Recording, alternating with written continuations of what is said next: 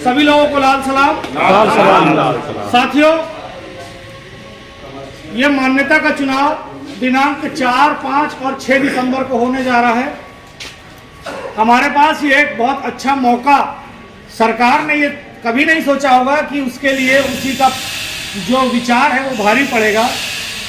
सरकार ने ये 11 साल रोक के रखा इस चुनाव को। 5 साल में हो जाना चाहिए था, आगे 6 साल इन्होंने रोक के रखा और अब अचानक कराया, वो ये जानने के लिए कि क्या ये जो कर्मचारी है वो दबा कुचला है, ये जो यूपीएस है जो हम लाने जा रहे हैं, क्या ये जो दोनों फेडरेशन इस पे साइन करके गए हैं एनएफआईआर और एआईआरएफ, क्या ये वाकई मजदूरों के बीच में एग्जिस्ट करते हैं कि नहीं। तो आज हमारे पास एक मौका है बताने का कि ये जो दोनों संगठन है एनएफआईआर और एआईआरएफ, ये मजदूरों का प्रतिनिधित्व नहीं करते हैं। मजदूर कभी भी नहीं चाहता कि उसको यूपीएस मिले। हमेशा हर कर्मचारी की एक ही डिमांड रही है कि हमको ओपीएस चाहिए और अब हमको ये करके दिखाना है कि हम इन दोनों फेडरेशनों को यहां से बाहर करें, रेलवे से बाहर का रास्ता दिखाएं।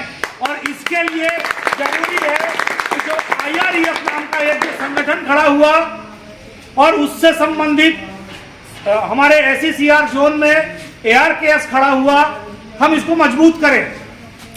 साथियों, ये सालों से, पिछले 125 साल से एआईआरएफ और लगभग पिछले 60-65 सालों से एनएफआईआर, जिसके अनुसांगिक संगठन हमारे जोन में श्रमिक यूनियन और मजदूर संघ, मजदूर कांग्रेस है, इनके होते हुए भी हमको संगठन बनाना पड़ा, हमको एसोसिएशन बनाना पड़ा। क्यों बनाना पड़ा भाई? अगर वो हमारी समस्याओं का समाधान करते, अगर वो हमारे सच्चे प्रतिनिधि होते, तो हमारे पास जो भी समस्या आती उसका निदान होता। लेकिन निदान नहीं हुआ, इसीलिए आपको एससीसीआरटीए बनाना पड़ा, आपको एलआरएसए बनाना पड़ा, आपको गार्ड काउंसिल बनाना पड़ा, आपको एसएनटी का एसोसिएशन बनाना पड़ा और दूसरे विभागों में एसोसिएशन बने, एस्मा बनाना पड़ा।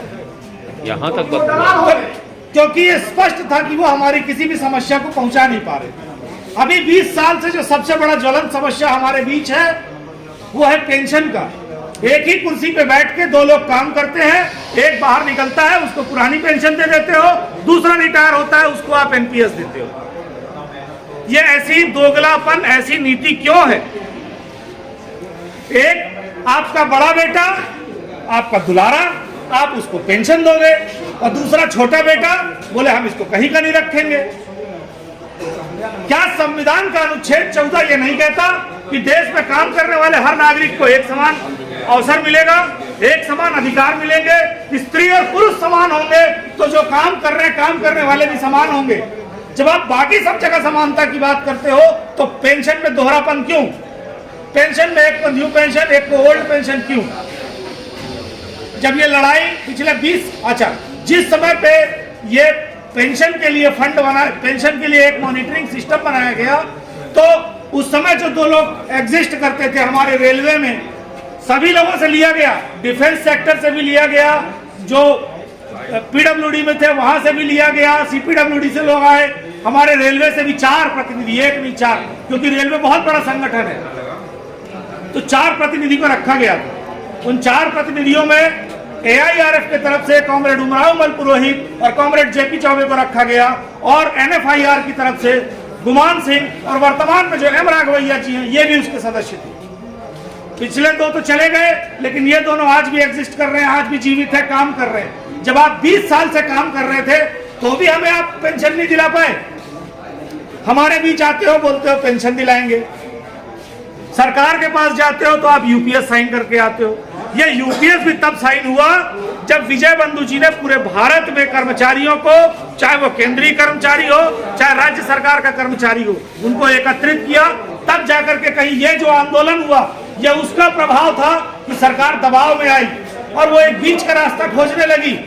वो पेंशन, आपको ओल्ड पेंशन नहीं देना चाहती सरकार में, चाहे जो भी लोग बैठे हों। 20 साल में सत्ता में बैठा हुआ जो राजनीतिक पार्टी है, सभी पार्टियों ने राजनीतिक सुख भोगा।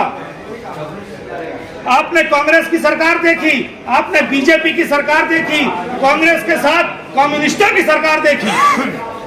ये सारे मजदूर विरोधी थे। किसी ने भी एक बार ये नहीं कहा कि ओल्ड पेंशन मजदूरों को मिलना चाहिए, और किसी ने भी ये प्रयास नहीं किया कि ओल्ड पेंशन वापस आए। ये जो एक कुठाराघात है, ये श्रमिक वर्ग पे है। न सिर्फ भारत में, पूरी दुनिया में श्रमिकों के साथ यही अन्याय हो रहा है। लेकिन जहां मजदूर इकट्ठा हुआ, जहां मजदूर संघर्ष किया, वहां पेंशन लौटी। फ्रांस पिछले 6 महीने से चल रहा है, वहां इसी पेंशन के नाम पे लोग सड़कों पे हैं, सरकारी संपदा जलाई गई, मजदूर आ गया, सड़क पे आया।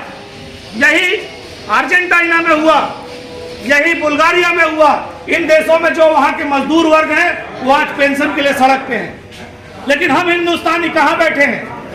हर किसी को पेंशन चाहिए, लेकिन जब तक हम घरों से बाहर नहीं निकलेंगे, जब तक हम अपनी आवाज नहीं रखेंगे, तब तक इन सरकारों की कान में जू तक नहीं रेंगेगी, क्योंकि वो देना ही नहीं चाहते। लेकिन मैं मजदूर हूं, मैं अपना हक छीन के रखूंगा।